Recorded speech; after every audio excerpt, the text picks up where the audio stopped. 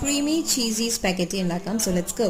ആദ്യം തന്നെ നമ്മൾ വെള്ളം തിളപ്പിക്കാൻ വെക്കുക. തിളച്ച് കഴിഞ്ഞാൽ അതിലേക്ക് സ്പാഗറ്റി ചേർത്ത് കൊടുക്കുക. ആവശ്യത്തിനുള്ള ഉപ്പും കൂടി ഇട്ടിട്ട് നന്നായിട്ട് ഒരു 10-15 മിനിറ്റ് ഒന്ന് തിളപ്പിക്കുക.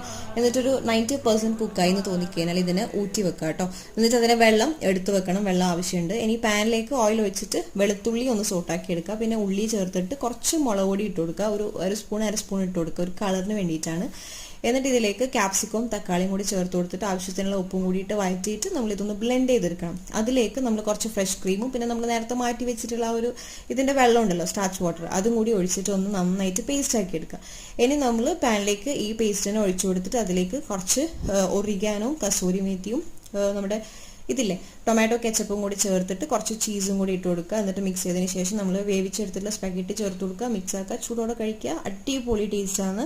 ഒരു തവണ ട്രൈ ചെയ്താൽ നിങ്ങൾ ഇത് തന്നെ ഉണ്ടാക്കും കേട്ടോ. അപ്പോൾ മസ്റ്റ് ട്രൈ ആണ്. Do try it.